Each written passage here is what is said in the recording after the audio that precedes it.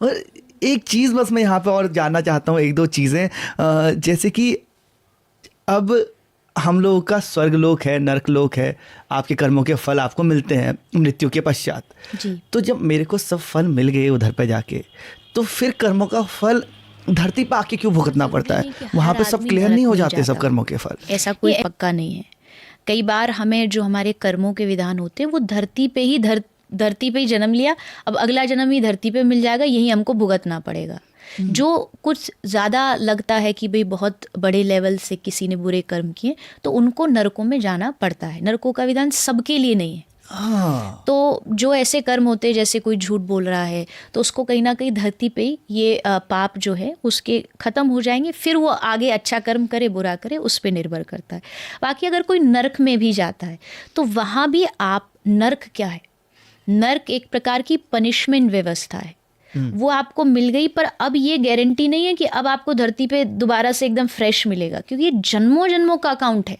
आप मान लीजिए इस जन्म में बुरे कर्म किए, नरक भेज दिए गए, लेकिन इससे 10 जन्म पहले भी तो बुरे कर्म करे होंगे, हो सकता है उसके लिए हमें फिर अगला जन्म मिलना पड़े। तो ये कर्म का एक रोटेशन है, अच्छे बुरे नरक स्वर्ग, ये रोटेशन कभी ख़त्म नहीं होता। इसमें आदमी पड़ा रहता है इस सर्कल में।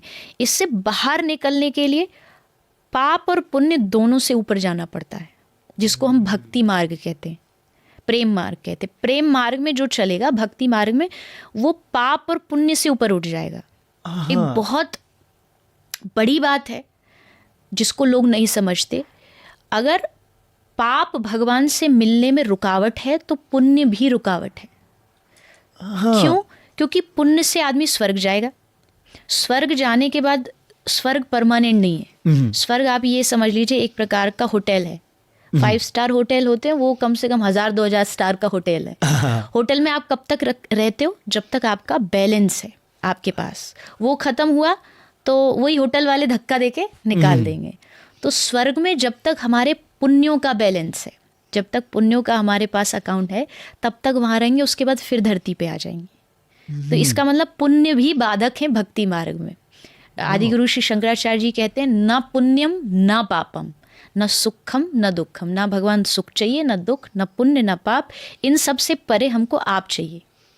तो ये सुख और दुख, पाप पुण्य, जो एक निचली स्तर के लोग हैं जिनको अभी इसी धरती पे ही घूमना है, उनके लिए तो ठीक है। और जो भक्ति मार्ग में जाना चाहते हैं और इस सर्कल से बाहर निकलने, उनको भजन करना पड़ेगा और पाप पुण्य से परे जाके भगवान को पाना पड़ेगा। हाँ, क्योंकि हमें स्वर्गलोक नहीं पहुंचना है, हमें परमात्मा के पास पहुंचना है, हमें बैकुंठ लोक पहुंचना है। बिल्कुल, हमें भगवान की शरण में। स्वर्ग जाने से सुख नहीं मिलेगा।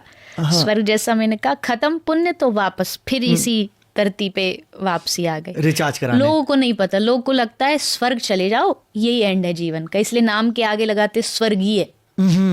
जिसकी मृत्यु हो गई सबको लगता है स्वर्ग में पहुंच गए, बट ये अल्टीमेट गोल स्वर्ग नहीं है। अल्टीमेट है कि हम, कोई नारायण को भजने वाला है तो वैकुंठ, कोई कृष्ण को भजने वाला है गोलोक जाए, कोई शिव को भजने वाला है तो उनकी शरण में, वहां से वापसी नहीं है। वो फिर परमानेंट भगवान के चरणों में उनकी सेवा में